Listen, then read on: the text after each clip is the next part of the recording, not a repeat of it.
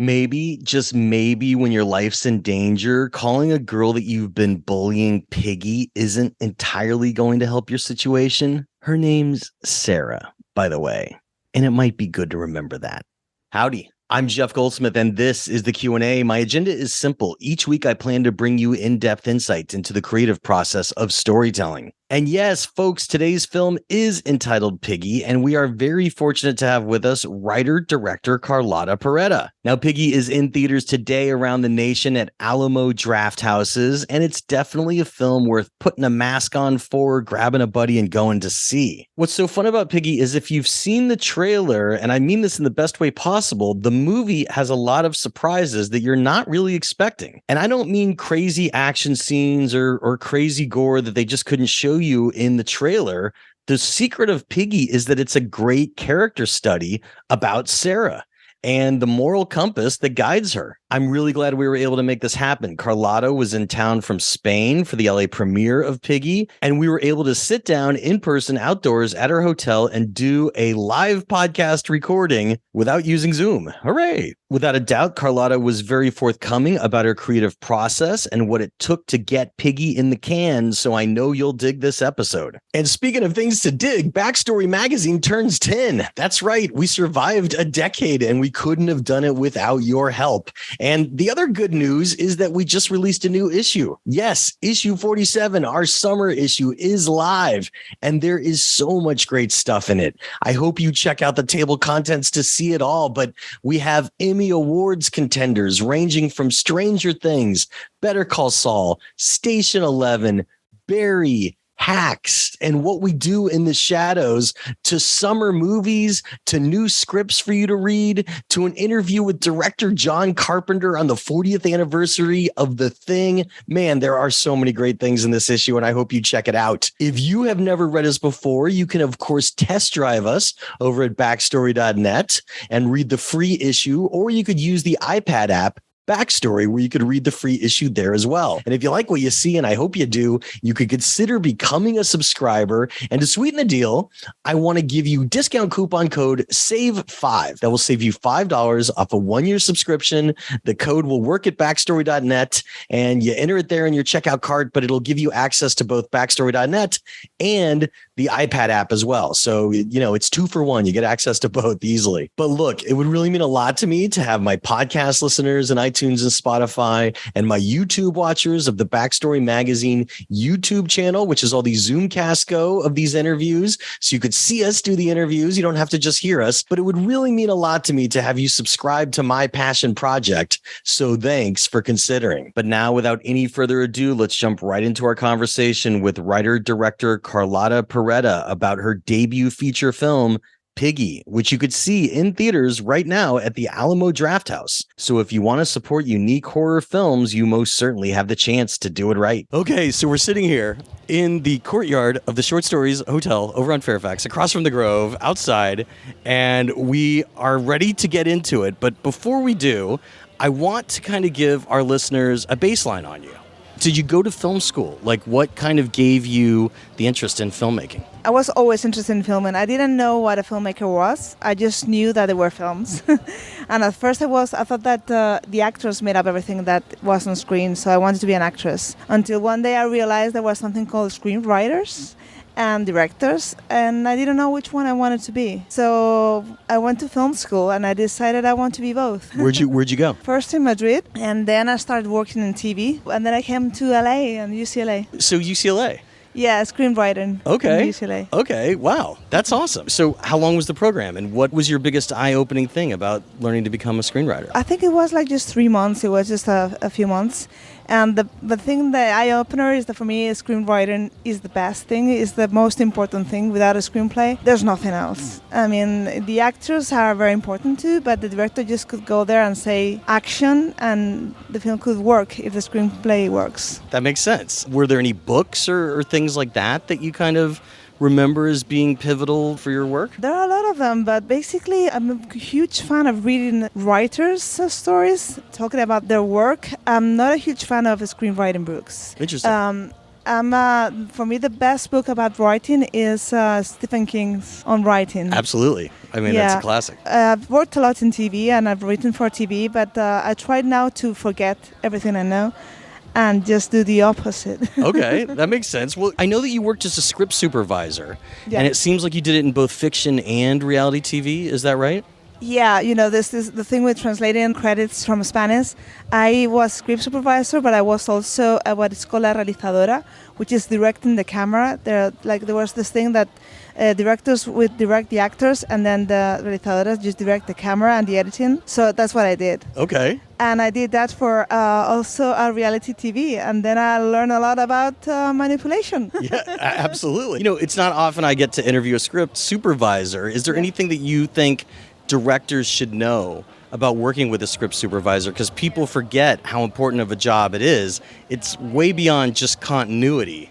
Did that cup move on the table? So is there anything that you think that would be helpful for directors to know about what makes a script supervisor's job easier? I think script supervisors are good when what they do is that they protect the screenplay. Sure. You protect the screenplay, especially when you work in TV fiction, where maybe you are the only one who knows all of the episodes and the actors are just coming for one or two. Right. So you protect the screenplay, and that's the important thing. And also the rest is just, the departments are doing their job, and hopefully they're doing it well, so you don't have to really be that stressed about that. But for me, it's just about the screenplay. Everything is about the screenplay, even when you're a script supervisor, Yeah. I know that you have some short films, and we're going to just talk briefly about them, but the first one that I saw was Las Rubias in 2016.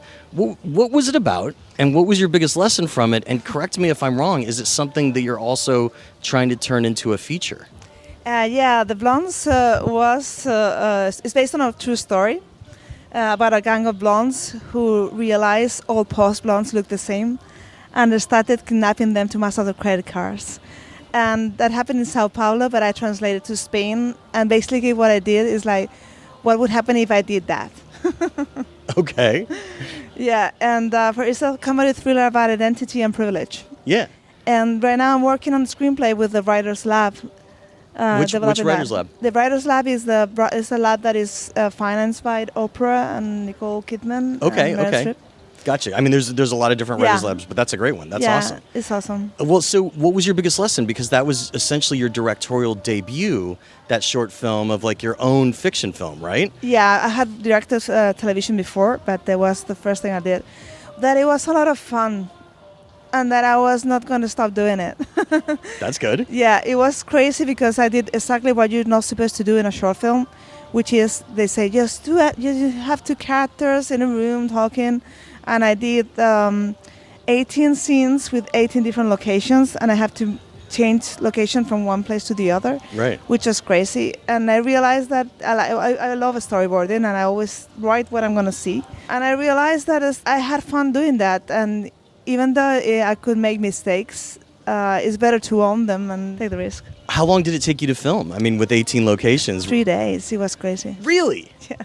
So you were switching multiple times in a day. Were you leapfrogging, in which your lighting crew and your set crew was in front of you at the location you were going to next, and then you would get there and then they would move on to the next one? No, it was just crazy. We just have to move from cars to cars. Let's go! Wow. Yeah, and because we were going to places that were for free, we had a supermarket, and it was a supermarket that they gave us for free, and it was just on the other side of town. 3 days, 18 locations. How long was the film? 18 minutes. That's really impressive. That's awesome. There's another short film that I think we should talk about, Cerditas, 2018, which really is the short film that launched Piggy. It has Laura Galan starring as Sarah. I'm only talking things because we're in our non-spoiler section that you could see in the trailer. She is a heavy-set girl who's bullied by her classmates at the pool. She's nearly drowned. They film her while they're nearly drowning her. And they take all her clothes in her backpack, and she has to walk home in her bathing suit. And on that walk, she witnesses something that will change her life. Now, I don't know if you want to say more. Do you want to say what's in the trailer that she witnesses, or do you want to leave that for the... I think you could say that, it's because it's part of what the movie is about. It has this great setup in which, now that she sees her bullies bloodied and being dragged into a creepy white van by a serial killer, and they're screaming out the window to help, she's almost going to help for a second, and then she doesn't. She hesitates, and in a way, we see that the guy driving the car was was at the pool earlier, and he saw her being bullied. So it's kind of a serial killer. This is going to sound strange when I say it out loud. Doing an act of kindness, because that's not something serial killers do too often. But that's what his plan is. And it's kind of wish fulfillment for her because her bullies are being tormented now. Her tormentors are being tormented. But at the same time, it's real people that are going to die. Now, your short film ends with her looking at her phone like she could do something. And then she just puts on her headphones and plays some loud rock music. And the credits roll and you're like, whoa, what is going to happen next to this girl, to these girls in the van? And it is a great short film because it asks questions. And audiences like that. You know, they want to see what happens next. When you wrote it, did you ever intend that it might become a feature? Or was it just a cool short film idea? I just wanted to make the short. At the moment, I didn't think about making a feature. I was working on something else for my first feature. It was not my intention. But when I was shooting the last scene of the short, which we shot chronologically, and it was the moment of the ban, I realized, this conflict is too good to let go. And also, about that moment, I have met Laura Galan, and she's brilliant. And it's like having Meryl Streep ready to, be the actress of whatever you write. So it was just, I had to write the screenplay. Yeah, and she was great, so it makes sense. And people could see the short film on YouTube. It's under both names, Cerdita and then Piggy Short Film. It's there. So when you were saying, but you were working on something else at the time, what were you working on? I was working on another screenplay that I'm going to shoot now. Okay. Is it what we talked about earlier, Las Rubias? No, it's something else that's called La Ermita, which is called The Hermitage in English. Oh, okay. Do you want to give us a pitch of what it's about, or do you want to keep it top secret? It is top secret, but it's also horror. Okay. And how close are you to shooting it? I'm going to start shooting on the 24th of October. Wow, that's awesome. And is it back in Spain that you're going to be shooting? Yeah, okay. Back in Spain. Okay. Well, so I want to talk about your creative habit for a second. When you sit down to write, how important is outlining to your process? It's weird because I normally don't outline. I used to do it when I was in television, but I try not to do it now. But I'm back to doing it because it does help. Even though I try to be as free as I can when I'm writing, but it does help. Because otherwise you take too many detours. So when you sat down to write both the short film and the feature version of Piggy, no outlining? No. Okay. Now, did it work for you to the point that you would continue going in that style? Because I've interviewed enough people that sometimes people say, I started by not outlining and now I do because I find myself getting lost. But some people say that they'll continue to not outline. There's no one way to do it, of course. I think for me it depends on the project. For Piggy, it could work because it was just following her lead. I just follow her lead. Whatever she would do, I just say, what was she would do next. But for the blondes, there's so many things going on that I had to outline. Okay. So if it's a really complicated thing, you need the outline so that you could see your structure. Now, when you outline, do you use note cards or do you use like a Microsoft Word document or Final Draft or something like that? I use a Microsoft document, yeah. And then I write in Final Draft, but Microsoft. Not to get completely geeky on it, but do you use bullet points or paragraphs or little sentences? Like, what does your outline look like? I try to make it look like a novel because most of the time producers want to read it. So I try to make it as fun and to be read as fun as possible. For me, screenplays what I'm doing now is just the opposite of what everybody tells you to do. I just try to be very fun. And for example, Cerdita, all the screenplay, everything that you read, it was what she was thinking because she barely talks. So the screenplay was actually her thought process. So you had her inner monologue going. Was there ever a point where you were thinking of using that as a voiceover in the movie, like Never. Taxi Driver or something like that, or no? Never. Interesting. Okay. For me, she comes from not talking to having to scream. Sure, that's a good way to put it. Well, so when you sit down to write, how important is having a daily goal of a certain amount of pages that you want to write versus a certain amount of hours that you want to spend writing? Basically, it depends on whether I have a deadline or not. And I have a daughter, and I work as a director sometimes. And now when I write, I just write, but I used to work as a director, so I used to have to wake at 4 a.m. and write until 7. Well, they will come pick me up for the shooting. So I basically just write whenever I had time. So I'm very, very, very efficient when I write. Okay, well, so how long did it take you to write the feature version of Piggy? It took me quite a while because I was still shooting. I was working in TV series and I was working as a director. So I had to find the time, basically. And when I stopped, I just did the last rewrite and finished it. But it took me maybe 2 years or a bit less because I went to some labs and stuff like that to get the financing. We went to Cannes when we were the Pop-Up Film Residency. And then we went to all the labs when they give you notes and that kind of... Notes on a completed script, though, right? Not on your outline. First on the outline and then on the script, yeah. Really? Yeah, they try to make you really... it's great because they don't give you notes like the producers do. They give you notes on whether if your vision is coming through or not. Huh. I'm just surprised because usually like a lot of writers want to get writing once their outline is kind of their vision document, right? So how long did you wait before you were writing the screenplay? I basically did the outline and wrote the screenplay at the same time. Oh, you were doing it at the same... Okay. Yeah, you know, so... But you were not getting notes in the screenplay, you were getting notes in the outline, and then you would revise the screenplay.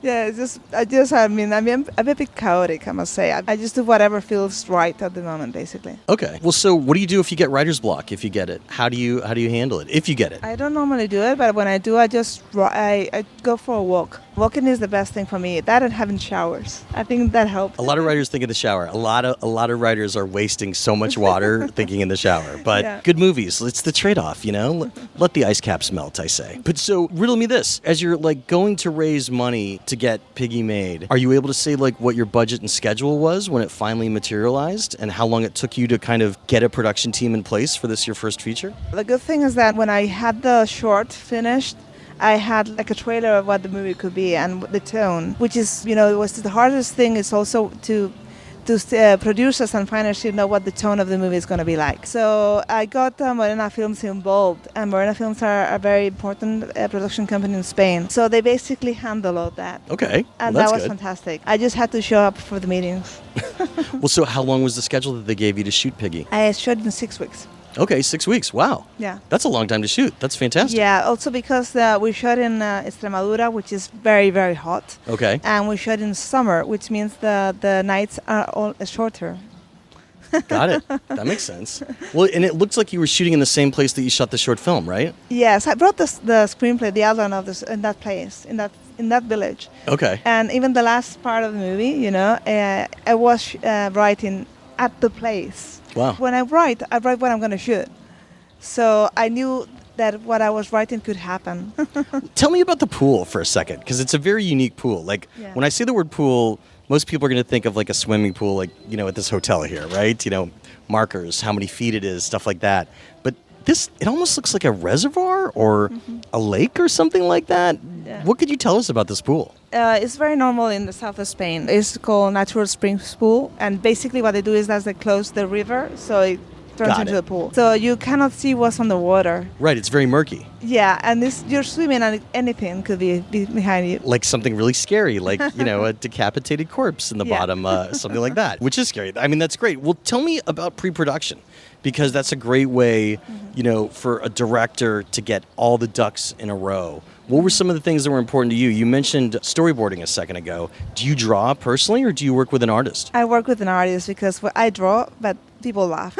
Yeah, I mean, I can't draw either. So, yeah, and also I worked a lot with my DPs. For me, everything had to do with the character, and form is very important, but form is not is separate from theme. So we basically structured the whole movie visually following her journey. And we had this very, very thick document that we shared with all the members of the team of what would happen and what we could be done in each scene. For example, we wouldn't move the camera at the beginning of the film, and how the color palette will evolve and everything. So I basically try to think the movie before it's being made. Of course, I like working with the actors, and I rehearse a lot with the actors. I was going to ask about that. Yeah. How much rehearsal time did you have? I think we had almost 4 weeks or something like that. Really? Not the whole time. No, that's great. Doing other things as well. But so was it going on during pre-production? Yeah. So were you able to get both blocking and performance down, basically? Yeah. Was it in that village so you could go to locations, or you would just tape off on a set? I actually had the blocking before in my head. Okay. So I just basically see if the actors are okay with the blocking. That's great. And if it works, and if it doesn't work, I change it. I don't rehearse the scenes. I rehearse the situations and the relationships, and I create the relationships. And also, all the actors did a different accent. They all have the accent of the area. So that's one of the things that we worked on as well with the coach. Tell us a little more about that for a second, though, that you don't rehearse the scene. No, I don't rehearse. Sometimes I do it. So do you run it like an improvisation? We read the scenes a lot. And we read the scenes a lot to understand what are the points of the scene for each character. Because for me, every scene has like what we call umbrales in Spain, which means that a character goes through different scenes in each scene. And I want them to know why and to really find themselves, what are the journey in each scenes for each character.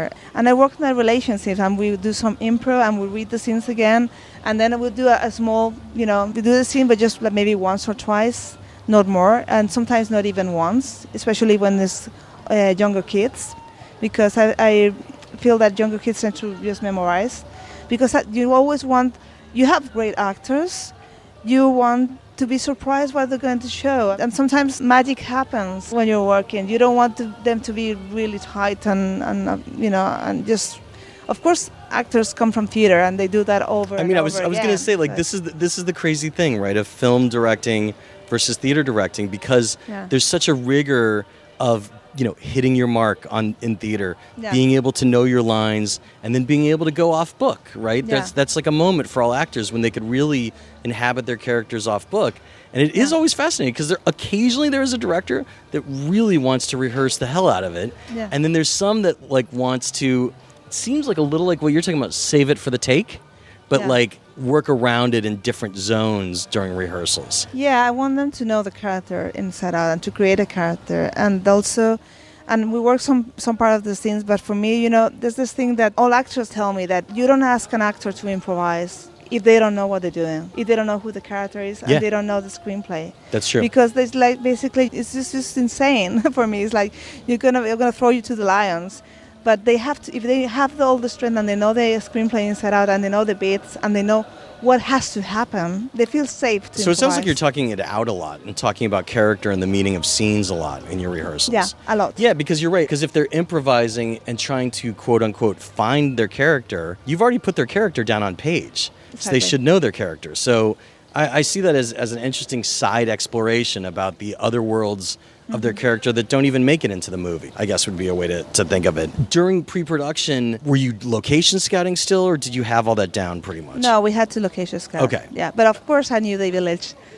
Yeah, of course. Well, so we're during a pandemic still. Luckily, right now, today is a great day in Los Angeles. The numbers are at 4%, right, which is very low. Yeah. But it's not easy to make a film during a pandemic, because you have to keep your crew safe, you have to keep your actors safe, and when you're on a tight budget and schedule, if somebody gets sick, they're knocked out for 5 to 10 days. Yeah. So what was it like doing that, especially on this, your first major feature? Well, what we did is that we all stayed in the village, and what we tried to avoid people coming and going to Madrid, and we took tests every single day, and we wore masks. Great. And when we did that in the heat, Whoa, it's very, very hot. Right. So it was pretty intense. And we did have one COVID case, but it was someone who came from outside and didn't really affect the movie. Well, it did affect the lighting crew, but it didn't affect that much. We lost a couple of hours, and that's it. Okay. We didn't have to stop production. And also, one of the things we did is that we make it easier for people to come with their families, and especially. My DP is a woman, and she has just had a baby, so we had a kindergarten. So we had a kindergarten for the kids for the people on the set, so they could come with the kids and not have to leave. And that's be amazing. Happy. That's amazing. That's awesome. That's awesome. And it kind of like a pod. We call it in America like a pod, where just bring your close loved ones to the hotel, stay kind of cordoned off with other crew that's cordoned off like you, and then theoretically nothing should infect your pod, right? Exactly. How many cameras did you shoot with? Just one. Okay. I don't like to shoot with 2 cameras, but in some scenes I had to, like the last part of the movie. I just had to, because otherwise. There's a lot going on. Yeah. There's a lot going on in that scene. I would think that would have been too. Well, so what was your blocking like for camera stuff, especially the last one? I mean, we could get into that more later, but did you have to really stage things out as to where the camera was going to be placed? Did you know that before you walked on set, or is that something you like to find day of? I know before. Yeah, and Okay. the fact that we were shooting in the same place where all the locations were, Right. I had the storyboard, and we went with the DP and said, this camera's going to come here, so everything was very organized. Your aspect ratio was different. Tell us about picking that, because basically rather than going for the rectangle, you went for the square is the easiest way to explain it to our listeners. Well, the things that we wanted to that's the aspect ratio that force you to really frame the human body is more important than frame. And for us, the movie is about that. It's about, making Sarah the center of the screen. And that's one of the main reasons to choose that aspiration. The other one is to make it more claustrophobic for her. And also there are more things off screen. And for me, sound and off screen is very important. And the other one is that for other people, it reminds us of our childhood. That's true. And for the young ones, it reminds them of Instagram. So it's great. That's true, yes. Well, and that's the first stone that was cast against her, was filming her and putting her on Instagram as they're trying to drown her there. I guess there was one lighting question that I had that looked kind of trippy, and I'm just curious if you had to do anything extra for it. There is a scene at night when she's out in the woods and kind of in an abandoned place, and she's using her cell phone light as the source light. But correct me if I'm wrong, did you also secretly kind of add a little follow spot that was also illuminating? Because it looked really good, and I was kind of like squinting to see, like, is there an extra light hidden? Yeah, that is. Okay, tell us how... That was one of the hard things. I mean, because I was looking at it, and I'm like, you would have to coordinate a lot to do that. So tell us how you did that. We just did that. I don't know. So you just had like a spot operator that was following her. Actually, it was my DP. Okay. Just next to her, like going... Yeah. Because, I mean, their movements were pretty synchronized. Yeah. Which I know is not easy to get. Yeah. It was quite hard. Well, so was the lesson there that you learned that her cell phone just wouldn't do it? It wouldn't illuminate enough, and you needed the extra? Yeah, it is also it's a special cell phone, really. But we needed the extra anyway. I really like the nights that are dark. I don't like, when there's moon in the... Right, and you light everything up. But I didn't like it for the movie. And so that forced us to do that. It looks great. And you also had fireworks going on in that scene too. So you had a lot of color changes. There was a lot there. All right, we have reached the point at which it would be impossible to talk without spoilers. So podcast listeners and iTunes and Spotify and YouTube watchers of the Backstory Magazine YouTube page, which is where we also put these podcasts. If you have not yet seen Piggy, press pause. Go see it. It's in theaters at Alamo Drafthouse. And also, it's going to be on VOD and rental via Amazon and Apple as well. Go see it, because we are going to talk about spoilers. You have been warned, and then come back. So, okay, here's the spoiler. At the end of the short, as we said, Sarah's basically mad, and she just puts on her tunes, and it doesn't seem like she's going to call the cops, or maybe she is. We don't know, because it cuts to black. So that's kind of her revenge against the bullies. But for the course of a feature, although she has the same feelings, you chose to dive a lot deeper into who she is and what her moral compass is. So I guess tell us right off the bat, what was important to your development process for kind of ultimately deciding who Sarah really is? And would she let these people die? I wanted to do a moral thriller, about a moral conflict, basically. And I did a lot of research about people who have been bullied. I've been bullied, but I wanted to know more about kids nowadays. And I like horror movies, and I like revenge movies. But for me, it was most about what makes you a human being, And it's okay to have dark thoughts, and it's okay to have anger, and it's like this thing that people want victims to be like made of light, that they have to be perfect, but no. But I didn't want her to be. I want her to be good. I mean, and to be good, but at the same time to be a person in the gray area. And for me, that's more realistic. That. Having to push it one way or the other, That makes sense. And I think one of the most important things you did, your key ingredient to me seemed like it was capitalizing on Sarah's clumsiness and awkwardness, because she wants to fit in, but no one around her respects her. So after seeing her bullies kidnapped, in the feature at least, you have this great moment where she can do something, but she also is kind of helpless. And you flirt back and forth with which way is she going to go for the rest of the movie. Because theoretically, although her friend's calling for help, she doesn't have her phone. So she can't call anyone. The phone's in the van with the bag, which she, later retrieves at a scene in the movie. So it's really interesting, and it keeps that central question alive. And I think that question brings us from scene to scene for her as to which way is she going to go. One question right off the bat, like, because it really does play like the short, in which you're like, did I just see a body in the pool? What's going on? And then you realize that in the feature version, people who are just a little rude or a little snippy to the serial killer, he's killed them by the time, Sarah comes to bathe alone because she wants to get in the pool when no one's around. And, one of the bodies is in the bottom of the pool, but I'm not even sure she notices it. She kind of swims by it, and we're just like, wait, what's going on? But it's interesting. You recast the serial killer from the short to the feature, and I like the guy in the short, and I love the guy in the feature too.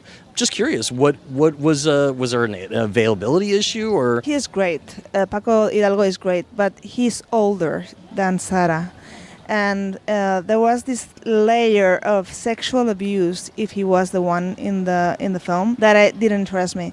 I was more interested in the fact of the the lure of the bad guy of the and the fact that if he was older, there would be another layer of sexual abuse that I didn't like for the movie. Yeah, that makes sense. I guess one other thing that was fun, and maybe it was intentional by you, maybe it was just me being a crazy guy watching the film.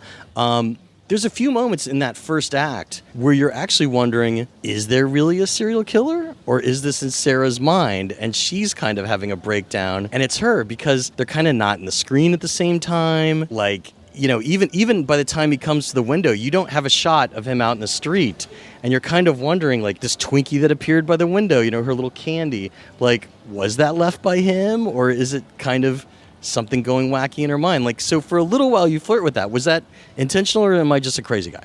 There's one of the things when I made the movie is that from the screenplay is that there's another central protagonist in the film, and it is the audience. And if I answer to that question, it will be saying like the meaning of this movie is this. Sure.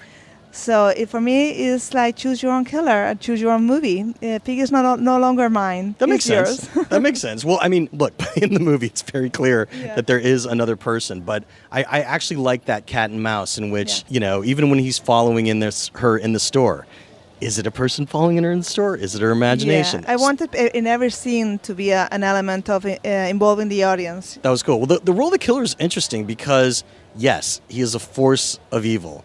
Right? Be nice to your waitresses. Don't be snippy with people because you never know if they're going to be serial killers. But he decides to show Sarah mercy by tormenting her tormentors, as we've said, but we don't really learn much else about him. And I'm curious if there was ever going to be more about him or his past in the script when they finally do start connecting more and seeing each other later. So was that ever something that you wanted to go for, like later in the film in the third act? Or is he just a force of evil that came in across her path? For me, the killer is called the unknown man in the script. For me, it was more about what we want him to be, Of course, he has a whole background, which I worked a lot with Richard Holmes, which was one of the hardest things for him because he knew so much about his character that he wanted to show it in every single scene. And I had to hold back. No, hold back. You cannot show everything in this scene. But it was, for me, I wanted to hold it back. There was just one scene that I later cut it in the edit. It was the beginning of the movie that I always knew I was going to cut it. But it's one of the things that producers said, it would be cool if we knew this about. And I said, okay, I'll shoot it. But I'm going to cut it. What was it? It was a scene from the beginning of the movie where he is at the highway station and he almost kills someone. But I thought it could be fun. And also there's a movie called Kidnap from Belgium that I really loved, and it was like a small homage. But then I realized that I knew that the movie had to be Sarah, and the moment you detour from her, it just doesn't work. Right, because it really is her point of view. Yeah. So that makes sense. She's conflicted because sadly the only person who shows her any kindness happens to be a serial killer.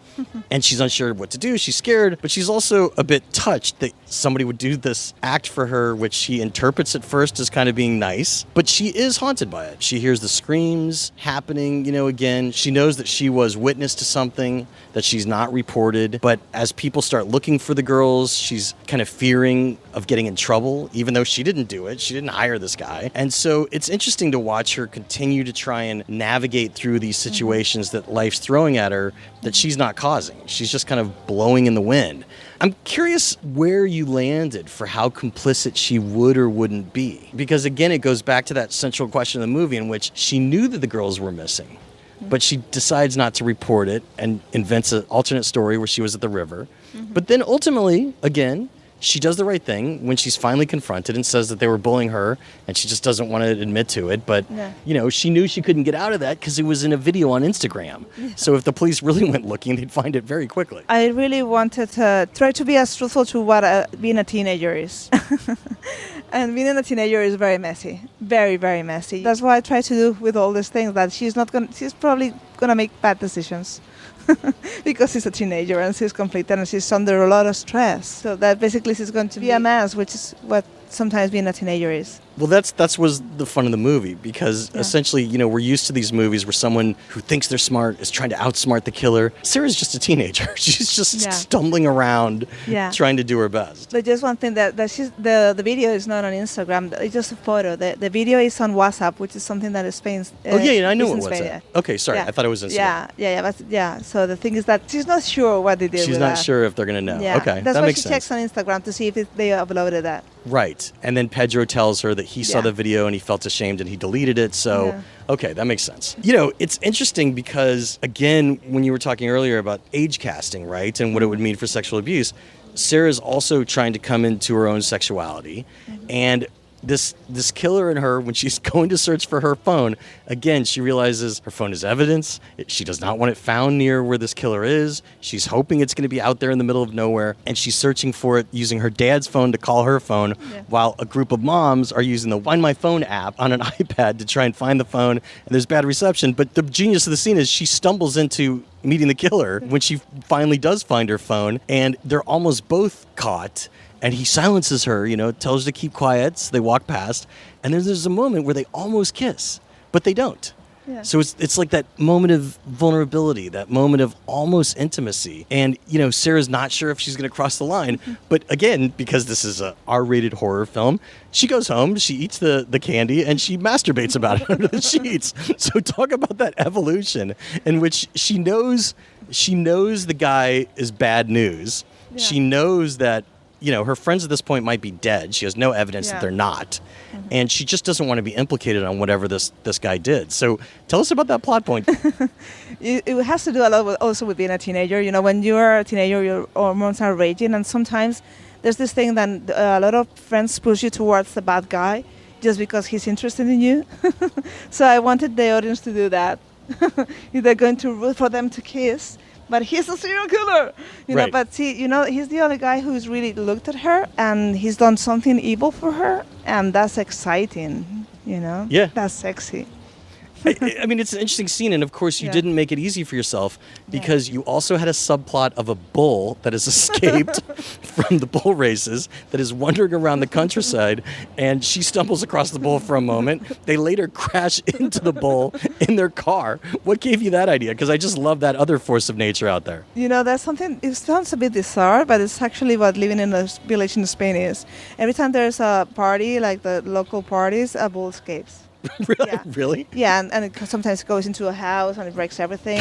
The thing is, sometimes we used to joke when we were out partying, like you were going to run into the bull.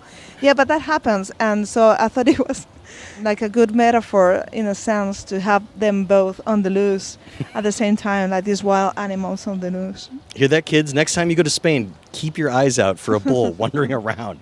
I like that. It's always interesting to hear about left turns, about ideas that you had that were maybe really something that you were going to do for a while in your screenwriting stage, not even like filming, but then you abandoned, like didn't even film, it's not even a deleted scene.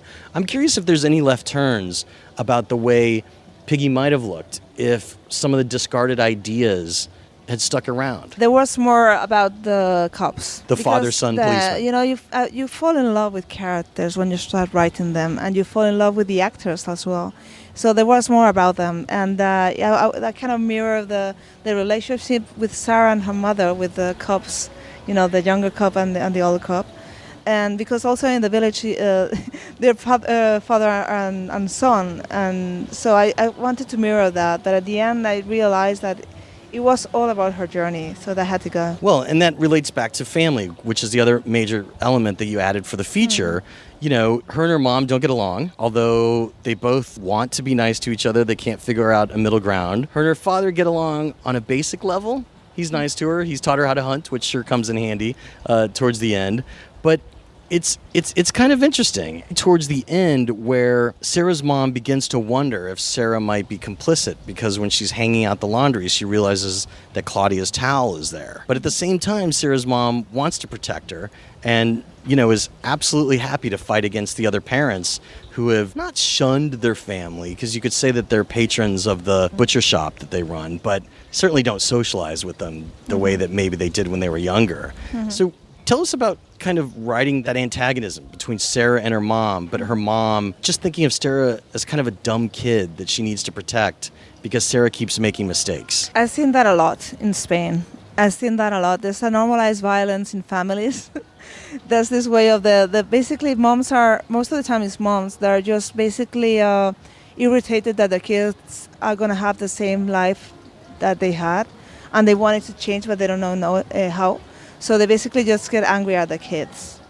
And I wanted to talk about that, and that happens a lot in villages, a lot, because they feel trapped by this life. And one of the things that I also introduced about one of my best friends had a butcher shop, their family, and when the supermarkets arrive, that's a dying business. So I had this feeling that things are not going so well for them in general at the village. Yeah. And how times are changing and how things are getting more and more oppressive sometimes. It's an interesting dynamic, and by the time the killer arrives at her house, it reminded me a lot of Natural Born Killers in a way.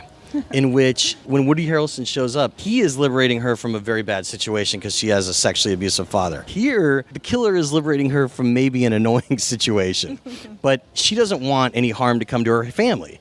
And, he's fighting with the dad, and at first we're worried the dad's dead, but we see that he's left alive. The killer knocks her mom to the ground when her mom starts yelling at her.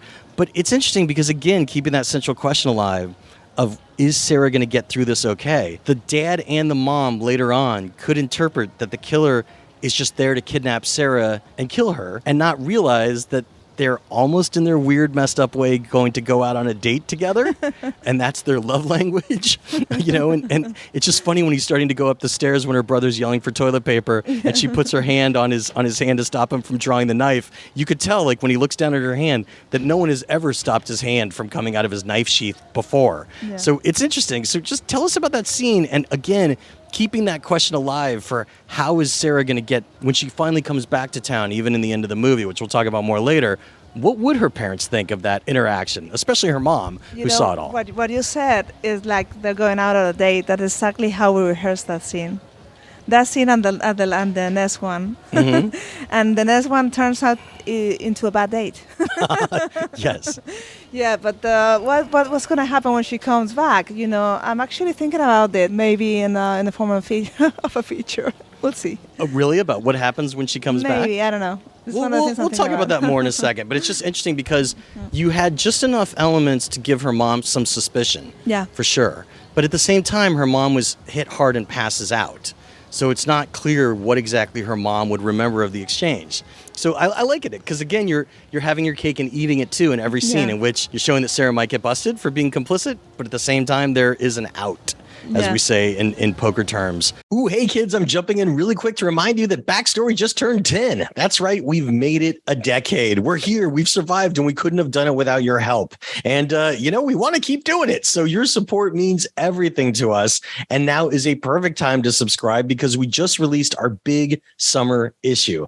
That's right, we have Emmy contenders ranging from Stranger Things, Barry, Better Call Saul, What We Do in the Shadows, Station 11, and Hacks. We also have summer movies. We have an interview with actor Glenn Powell, who plays Hangman in Top Gun Maverick. We have John Carpenter, the director of The Thing, on its 40th anniversary. Looking back, there are so many great articles to read in Backstories. Huge summer issue. There's also scripts to read. I know you'll dig it. If you've never read us before, you could, of course, test drive us by reading the free issue, which you could find at backstory.net on a desktop or laptop or via our iPad app, Backstory. And look, after you check us out and test drive us, I hope you'll consider becoming a subscriber. And just to sweeten the deal, I want to offer you discount coupon code SAVE5. That's SAVE and the number 5, and that will save you $5 off a 1-year subscription. All you got to do is enter that code at backstory.net and it'll get you access to both the iPad login and over at backstory.net on a desktop or laptop as well. Look, it would really mean a lot to me to have my podcast listeners and iTunes and Spotify and my YouTube watchers of all these Zoomcasts. That's right. You could watch us do these interviews because they were Zooms that I've put on YouTube on the Backstory Magazine YouTube page. It would really mean a lot to me to have you support my passion project. So thanks for considering becoming a subscriber. But now let's jump right back into our conversation with writer-director Carlota Pereda about her debut feature film, Piggy, which is in theaters at Alamo Drafthouses around the nation right now. So if you want to support unique horror films, you've certainly got a chance to mask up and do so. Tell us about any rewrites during production. Was there anything that happened that necessitated a rewrite? No, not rewriting. What happened during production was that maybe I had like less time to shoot a scene, and instead of doing 3 shots, I just had to do it in one and choreograph it in a different way. But no rewrites. Okay. And so I want to talk about another thing. You had the guys in the car that attack her early on when she is in her bathing suit. And so again, on their date, the killer's first thing is like he recognizes those guys because he somehow knew that they were terrorizing her. And so he backs into them and, knocks them off a wall, and one guy maybe broke an arm. So it's kind of like the date starts out chivalrous, but then he drives her to a serial killer's abode, which is an abandoned warehouse that's creepy. And then the date goes bad. Yeah. So tell me for Sarah, how you see her character tracking happen as their time together elongates, as they're stuck in the car more, and as he brings her to the warehouse. Because it's not entirely clear what he thought he was going to do with her. Yeah. The thing is that psycho killers, one of the things I did as well is that I went to a master's about criminology and psycho killers with the police. And psycho killers are manipulative. They give you what you want. Right. It's like psychopaths, they manipulate. So he may be manipulating her. But it seems like he's going to let her live. It seems like it's not his intention to kill her. Right. Well, sure. Do you consider him a guy that just kind of goes from town to town? Kill him. No, I think he's not one of those killers. He's one of those killers that he has the opportunity and he took the opportunity, So you don't think the serial killer in the movie was a killer before the movie? No, he was a killer before the movie. Sorry, that was what I was talking about. Sorry. No, yeah, he was a killer before the movie, but he has a whole backstory. But he's not one of those guys that, like the 7, who are very methodically. He just finds stuff and he reacts to those situations, which make him less methodical. Well, because he says, I think it's time for us to get out of here. Yeah. And, it's clear he wants to take her away to another town or something like that. Yeah. When do you think it clicks off for her that, after seeing her friends, which she does, and again, her friends, whatever their version of the story that they would tell the cops, all that they could say is she saw them abducted. There wasn't anything she could do. She didn't have a phone. She didn't tell the police quick enough. But when they're in the warehouse together, again, she saw them. She tries to help them, but they're chained. And she can't do anything for the chains with her bare hands. Yeah. And anything else is her kind of crawling away and running away from the killer, deciding that she wants to take action to save her friends. So when do you think that clicks off for her? What do you think it is for Sarah, where she decides that enough's enough? I'm not going to go hang out with this guy who just... he just falls into a dead body. She wouldn't get away with it because there's a murder by omission, so she will go to jail. Right. And so when she falls into a body, she was just keeping quiet what happened. Right. Just for her silence. So that's a huge deal. Yeah. And then he sees that he's actually tortured them. I mean, the girl has blood on her face because he has cut her with a knife. And basically, when he asks her to kill them, that's a tough choice. It's like having sex on the first date or not. But the hardcore version. Underscore the word hardcore. Yeah. So, yeah. No. Well, I mean, she starts screaming, and then it becomes classic horror film, in which it's her versus him. She's going through this little vent on the ground. Again, like the entire movie, she's escaping danger just by stumbling through it. He's almost on her. He almost sees her. He doesn't. It's unclear what they're going to do. And then it finally comes down to this fight where she grabs his knife. Yeah. And it's great because you get that kind of release that you want. You get the revenge that, she wants to take, because the whole movie, she has this pent-up anger. And you said she goes from being quiet to screaming. Mm-hmm. What's fascinating is Sarah gets to become the killer by the end of this movie. And it's a killer that everybody wants her to be because she's killing a serial killer. Yeah. And so I thought that was really interesting. Tell us about shooting that sequence, because you said you needed 2 cameras, which makes sense. Yeah. What were some of the challenges there? The challenges is that it's the emotional challenge. Well, basically we had a lot of stunts because the girl could be hung for a long time. Right, they were hanging. And there we also have special effects because we didn't shoot the girls. Yes. But especially it was emotional because there's a lot of emotions going on. As Laura Garal and Richard Holmes and the girls will ask me to hold their hands before each take because there was a lot of emotion going on. We have to really, to make it work, we had to really go for it. So that was really hard, and also was really hot. Oh, sure. Yeah, but basically I didn't want to have to do many takes. I have to have what I wanted. I didn't have to really overwork the actors. That's why I needed 2 cameras, and also because I knew what the shots that I needed, I wouldn't be able to get them in the days that I had otherwise.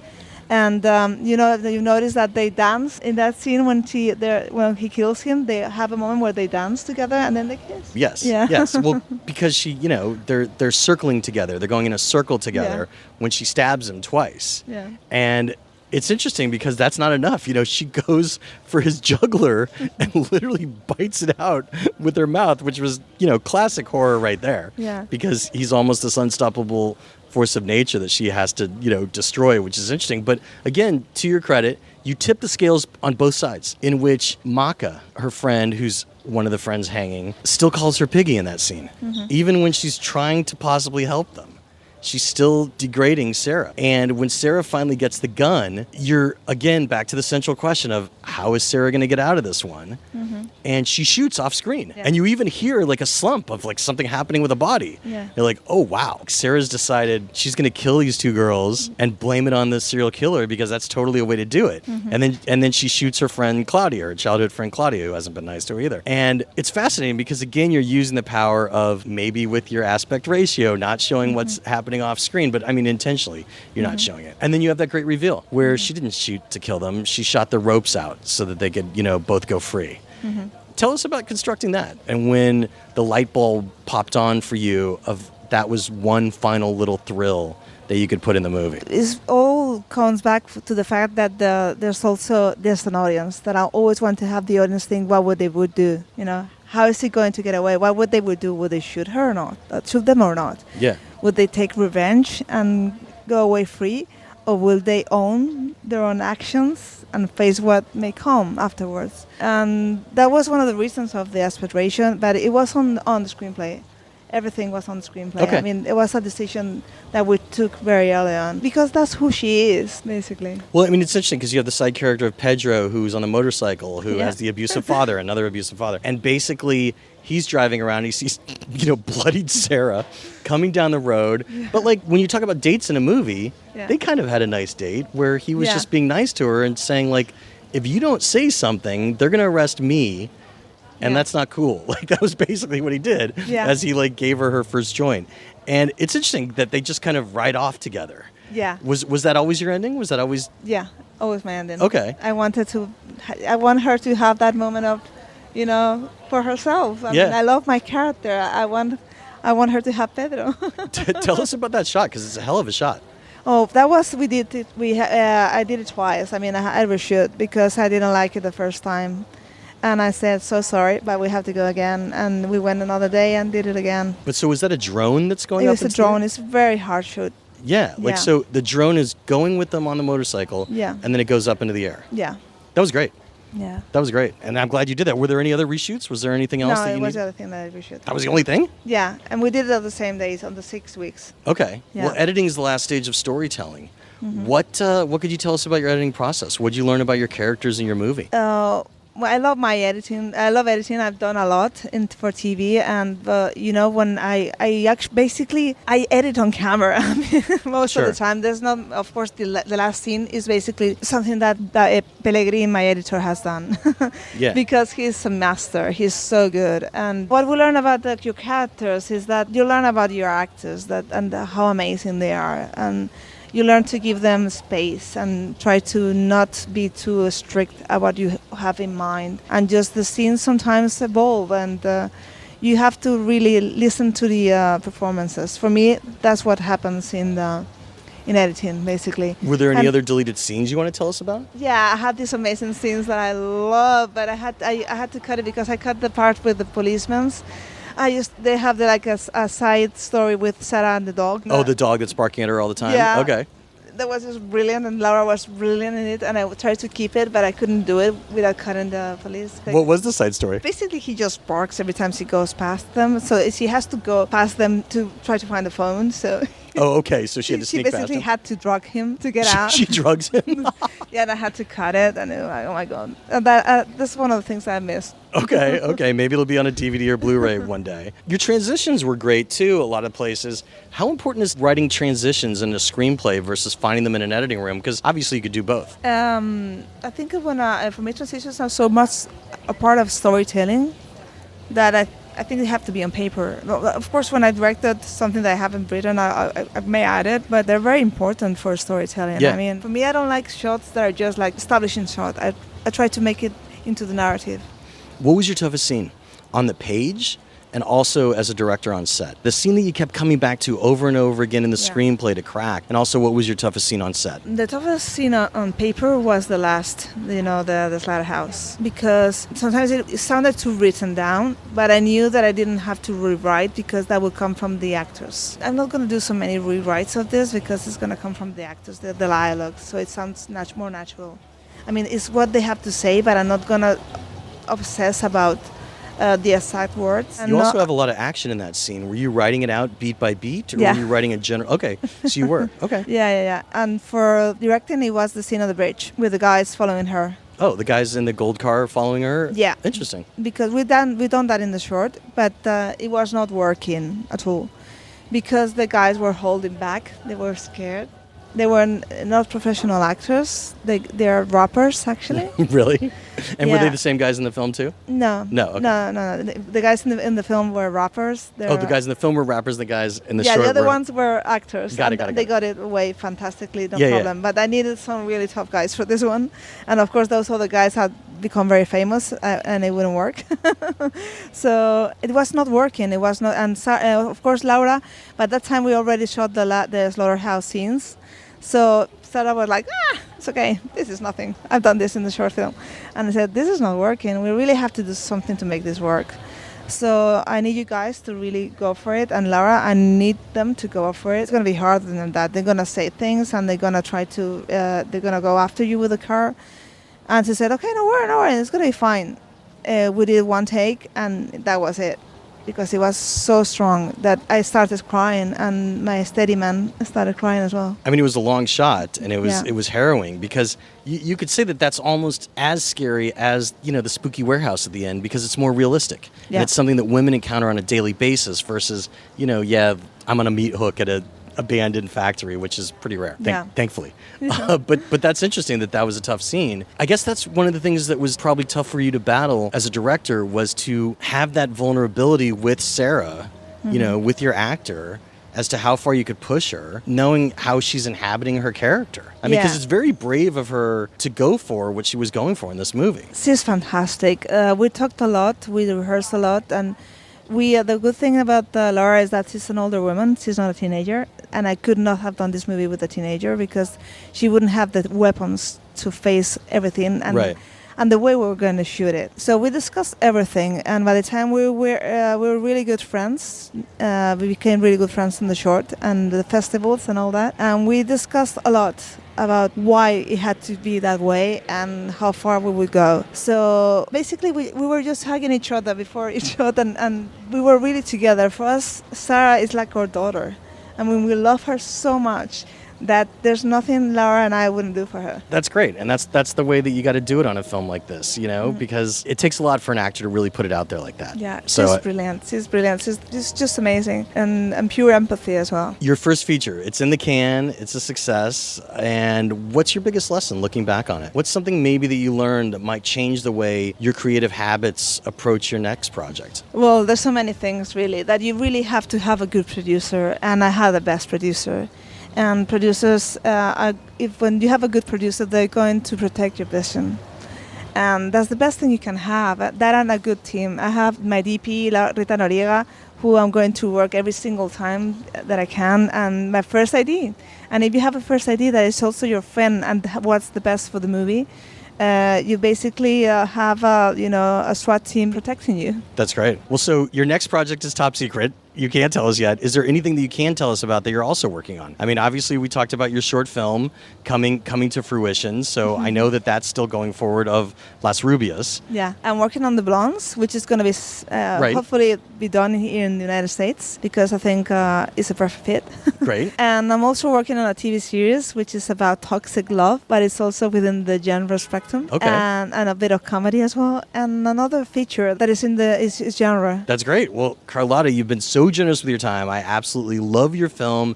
Can't wait to see what you do next. Thanks for hanging out today in person here in the courtyard of your hotel. Thank you. It was lovely meeting you. And that's how the Q&A went down. Special thanks again to writer-director Carlota Pereda for being so generous with her time and discussing her debut feature film, Piggy. And folks, remember, you could see Piggy in theaters right now at Alamo Drafthouse theaters around the nation. So if you want to support unique horror films, you've certainly got a chance to mask up and go show your support. Of course, while you're surfing around online, I hope you also check out Backstory Magazine. We just turned 10, folks. We lasted a decade, and we couldn't have done it without your support. And we just published our huge summer issue. It has Emmy contenders ranging from Stranger Things, Barry, Better Call Saul, Hacks, What We Do in the Shadows, and Station 11. We have actor Glenn Powell, who plays Hangman in Top Gun Maverick, talking about what it was like to be in that incredible film and his process. And, you know, he's also a screenwriter. There's scripts to read in Backstory. There's also an interview with director John Carpenter on the 40th anniversary of The Thing. There's so many great pieces in our summer issue, and we're continuing to add to it. So it would be fantastic to have you as a subscriber. And of course, to sweeten the deal, if you want to subscribe now, you could use discount coupon code SAVE5. That's SAVE and the number 5, and that will save you $5 off a 1-year subscription to Backstory. You just enter that code into the shopping cart at backstory.net, and it will give you access to both the iPad app and the website. So look, it would really mean a lot to me to have my podcast listeners and iTunes and Spotify and my YouTube watchers of the Backstory Magazine YouTube page, which is where all these Zoomcasts go. That's right. These are Zoom interviews. So you could watch us have these discussions on the Backstory Magazine YouTube page. It would really mean a lot to me to have you consider supporting my passion project. So thanks for considering becoming a subscriber. The Q&A with Jeff Goldsmith podcast is a copyright of Unlikely Films Incorporated in 2022. All rights reserved. Folks, if you want to find me on social media, you could always find me as Yo Goldsmith on Twitter or Backstory_mag on Twitter. You could also find those same accounts on Instagram. So Yo Goldsmith on Instagram or Backstory_mag on Instagram. You could check out our Facebook fan page, or you could even send us an email at backstoryletters@gmail.com. That inbox gets a little cluttered sometimes, so I apologize if I don't respond immediately, but I love hearing what folks have to say, and I promise you I will do my darndest to get to your message. I'm Jeff Goldsmith, the publisher of Backstory Magazine and the host of the Q&A, thanking you for tuning in and telling you to stay out of trouble. Till next week.